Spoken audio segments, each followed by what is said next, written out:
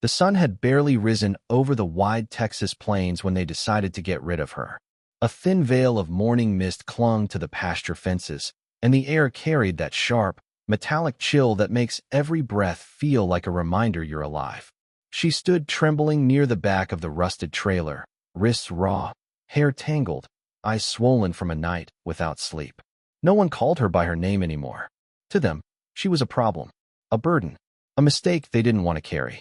And so, without ceremony, without explanation, they dragged her out to the far end of the property where two restless horses stomped and snorted in a fenced arena, their muscles coiled like springs ready to snap.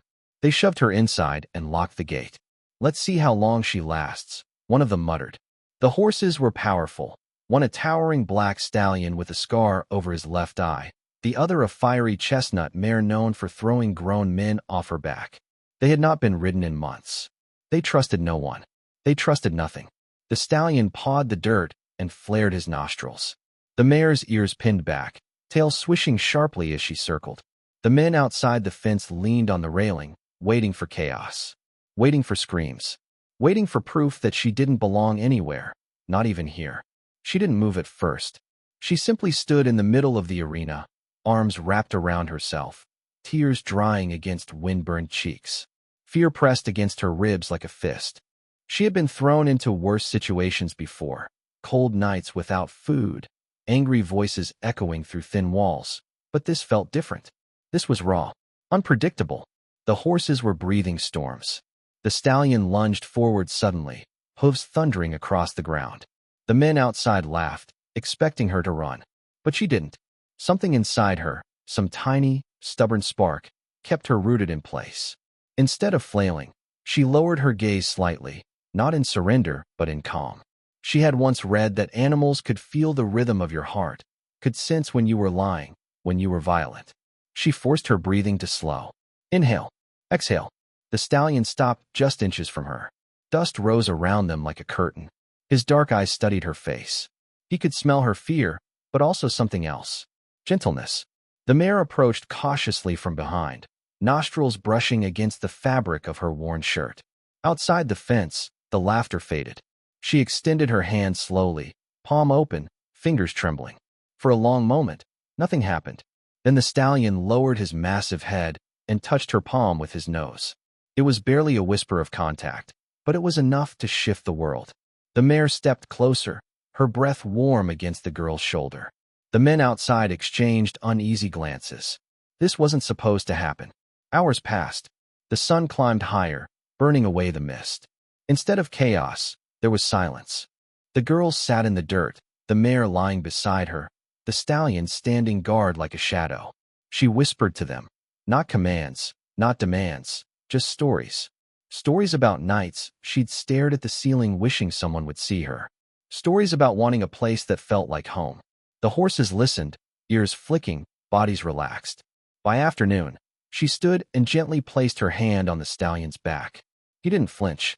She ran her fingers through his mane, untangling burrs with patient care. The mare followed her every step. And that was when he saw her. The cowboy had been riding the outer perimeter of the ranch when he noticed the unusual stillness in the arena. He was a man carved by wind and time, hat low over sharp eyes that missed nothing. He'd spent his entire life with horses. He knew their moods like he knew the lines on his palms. And what he saw made him pull his horse to a slow stop. The black stallion, untouchable, dangerous, was standing quietly while a barefoot girl brushed dirt from his coat. The chestnut mare rested her head against the girl's shoulder as if seeking comfort. The cowboy frowned. He rode closer, dismounted, and leaned against the fence. "How'd you do that?" he asked, voice rough but not unkind. She looked up, startled. For a second, fear flashed in her eyes. Then it softened. "I didn't do anything," she said quietly. "I just didn't hurt them." He studied her for a long moment. There was no arrogance in her tone, no pride, just honesty. The kind that doesn't need applause. The men who had thrown her in tried to explain, laughing nervously, brushing it off as luck. But the cowboy wasn't listening to them anymore. He was watching the horses, watching how the stallion subtly shifted to block anyone else from stepping too close to her, watching how the mare refused to move unless the girl did first. That wasn't luck. That was trust. And trust is never accidental. Over the next few days, he kept his distance but observed. Every morning, she entered the arena without hesitation. She cleaned their hooves, checked their legs, murmured soft reassurances. By the third day, she was riding the mare bareback, guiding her with nothing but a gentle touch and quiet words. The stallion followed closely, protective but calm. The cowboy felt something stirring in his chest, a mixture of disbelief and admiration. He had tried for years to tame that stallion. Trainers had quit. Ropes had snapped. Pride had been bruised. But this girl, discarded like unwanted cargo, had done what no one else could. Not through force, not through dominance, through patience. Then the storm came. It rolled in fast and violent, black clouds swallowing the horizon. Lightning cracked across the sky like splitting wood. The ranch hands scrambled to secure the livestock, but panic spread quickly. In the chaos, the gate to the lower pasture was left unlatched. The stallion bolted first, spooked by thunder. The mare followed. The cowboy's heart dropped. If they ran toward the canyon cliffs, they'd be lost. Or worse. He saddled up and chased them, rain pelting his face, wind nearly knocking him sideways. But visibility was almost zero. And then he saw her. She was already running through the downpour, barefoot in mud, calling their names. Her voice cut through the storm in a way that thunder couldn't drown. The stallion slowed. The mare hesitated. She didn't scream. She didn't chase wildly. She walked forward, steady as a lighthouse beam. "Easy," she whispered. "I'm here." The stallion turned toward her first, then the mare. Together, they moved back, step by cautious step, away from the cliff's edge. The cowboy reached them just as lightning struck a nearby tree, splintering it into fire and smoke.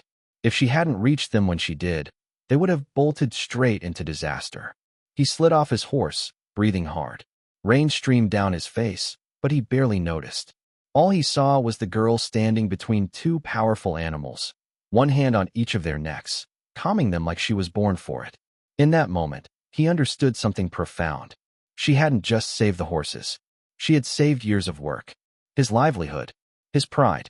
Everything he had built. Back at the ranch house, wrapped in a dry blanket, she looked smaller than ever. Fragile. But he knew better now. Strength isn't loud. It doesn't need to shout or dominate. Sometimes it whispers and waits. He offered her a job first, then a room, then something even more valuable, a place at his table. The men who had mocked her were dismissed within the week. The ranch changed slowly after that. It became quieter, kinder. The stallion, once feared, became the pride of the ranch under her care. The mare grew steady and dependable, and the cowboy, who had thought he'd seen every trick the land could play, found himself learning from a girl who had once been thrown away. Months later, as they stood side by side watching the sunset bleed gold across the plains, he spoke without looking at her. "You know," he said, voice thoughtful, "they threw you in that arena thinking you'd break." She smiled faintly, eyes reflecting the horizon. "They didn't know," he continued, "that you were the only one strong enough to hold everything together. And if this story moved you, if it reminded you that sometimes the quietest hearts carry the fiercest strength, make sure you subscribe to this channel, because there are more stories like this waiting to be told. Stories about resilience, about unexpected heroes, about finding home in the most unlikely places. Don't miss the next one.